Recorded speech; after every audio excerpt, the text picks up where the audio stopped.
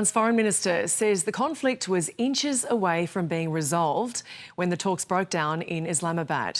Global Affairs Editor Laura Tingle is with me now.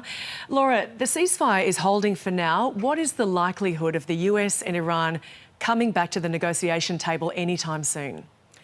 Good morning, Gemma. I think there is more likelihood at this stage of them coming back to negotiations, though possibly not in person this time, than there is to a renewal of the conflict. I think all the indications are, first of all, as you saw from that quote, that the talks seem to be going very well right up until the very last moment, and this has led to quite a deal of speculation that it may have been an intervention from Donald Trump at the very last moment that sort of was a spanner in the works because he didn't want to look like there were too many concessions being made.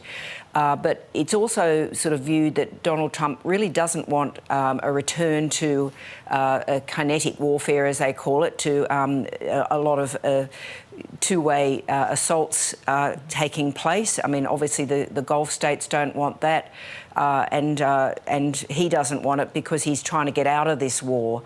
So the question, I think, probably just becomes, does it sort of get re-provoked by the fact that Israel is clearly going to continue on its own path, particularly in Beirut and Lebanon, and to what extent is there a capacity to start informally holding these conversations, even if it's not face-to-face?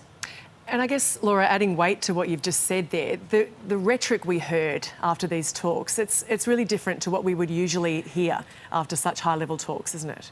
It is very different, and of course the whole lead-up to these talks was very different as well. I mean, normally with such an important summit, nobody ever talks about summits anymore, but with such a huge meeting you would have had all sorts of backroom conversations going on, some sort of lines in the sand, some general negotiation points lined up before these leaders even met. Now, there's no sign that that happened this time, which possibly reflects the fact that the three leaders of the US contingent had never really done any of this before the Trump administration came into office in 2024. So there was no sort of pre-cooking of the outcomes, and then you've sort of seen no normal diplomacy from them either, where you'd have JD Vance saying, oh, look, it's, you know, we haven't got anywhere, but of course we're leaving the door open. It was just, no, that's not happening, and we're walking away. It was actually the Iranians who were sort of saying, well, we're open to further conversations, and it sort of reflects this sort of general machismo approach of the American negotiating position.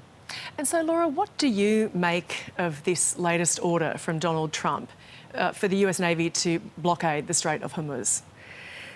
It's got a little bit of a flavour of that old joke about the bank robber who says, hand over the money or stupid gets it, doesn't it? Look, I think it makes sense in one way. He's talking about blockading Iranian vessels, but on another level, it's not sort of incredibly smart.